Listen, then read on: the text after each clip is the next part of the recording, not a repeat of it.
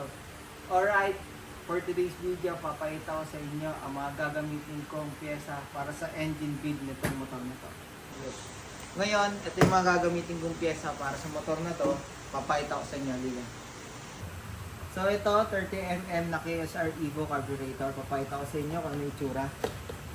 So ito siya ngayon. Ito yung koso natin, no, mga Lodi gates. So bumili na rin ako ng JBT na 63mm chrome bore.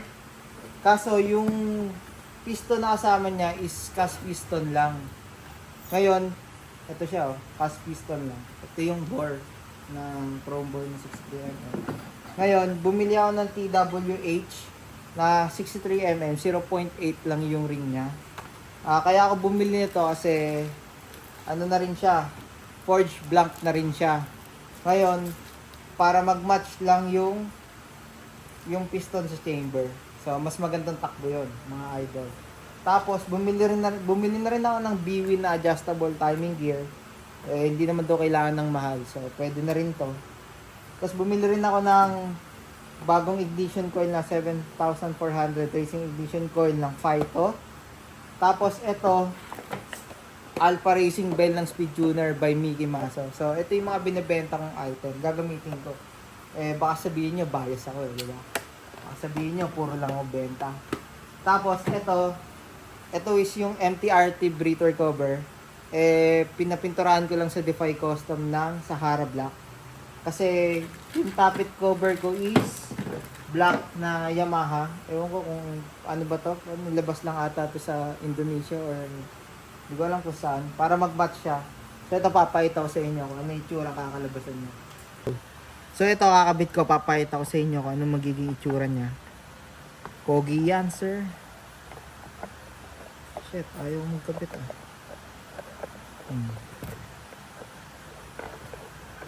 Diba? Ito yung tappet cover, ito yung breather cover. So, yan yun. Alabasan. Pogi, sir. Diba? Kusu. Kusu lang. Diba? So, may binili rin pala ako ng bagong ano. Uy, nahulog. Bumili rin ako ng bagong quick throttle. RN quick throttle lang. Mura lang to, 1 lang. Tapos ngayon, papakita ko sa inyo yung binili ko para sa Sniper at saka sa NMAX ko. So, ito, bumili ko ng Brembo. So, ito, papakita ko sa inyo. RCS 16 Corsa Corta para sa rear brake. Nagsama na rin siyang, hindi, hiwalay ko pala siyang binili, yung baso. Tapos, itong RCS na, RCS 19 Corsa Corta para sa front brake natin. Binilhan ko na rin siya ng baso, tsaka fittings. So, ito, papakita ko sa inyo yung binili ko para sa Sniper. CNC na X1R na, ano ba tawag dito? Hub, no? Hub sa sprocket. Tapos, ito, yung Brembo. Brembo na disc brake sa rear. Pakita ko sa inyo. Ano yung tsura nito? Diba? Kaya natin. Unboxing.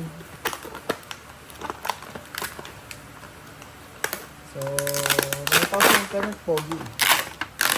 Ito yung tsura nito. Pogi naman yan, idol. So, yun lang. Mamaya magbabaklasa namin ng motor ng tropa ko kasi baka sumabay kami sa New Year ng mga tropa. Yun lang, mga idol. Thank you. So, ayun, time check. Anong oras na ba? 10:12 PM. So, binaklas na namin ni Ellie yung makina natin. Ang laki ng tenga niya. So, kasi para wala namin ganong gagawin bukas, gagawin na lang namin yung mga headworks, tapos papatabas na namin ng mga piston.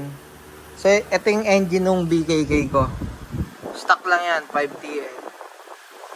Yung saan niya is naka, anong makina mo, pre? 59 big valve. 59 big valve lang, sir.